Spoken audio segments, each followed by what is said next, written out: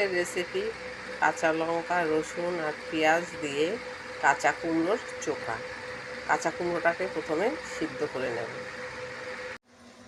কাঁচা কুমড়োটা সিদ্ধ করে নিয়েছি। কাঁচা কুমড়ো আপনি প্রেসার কুকারও সিটি দিয়ে নিতে পারেন, ভাতেও সিদ্ধ দিয়ে নিতে পারেন। কড়াইতে আগেই তেল ছিল, রসুনটা গোটা ভেজে তুলে নেব। রসুন ভাজা হয়ে গেছে, তুলে নিই।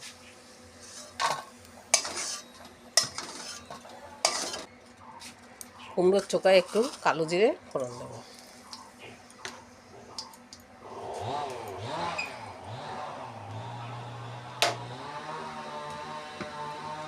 আর পেঁয়াজগুলো ভেজে নেব।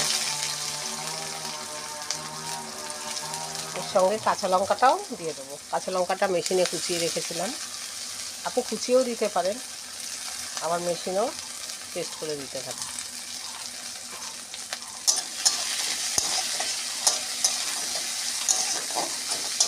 পেঁয়াজ ভাজা হয়ে গেছে, এই সিদ্ধ করা কাঁচা কুমড়োগুলো দিয়ে দেবো।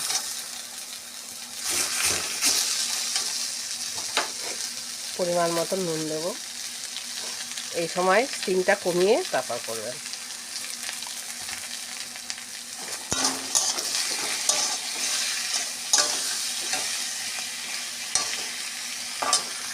একটু ঠেসে নেব কুমড়োগুলো।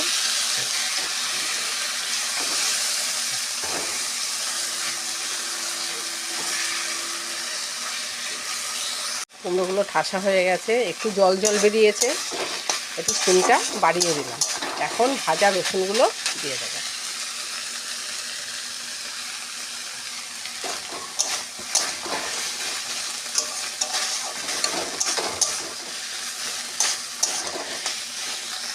কুমড়োর চোখা রেডি।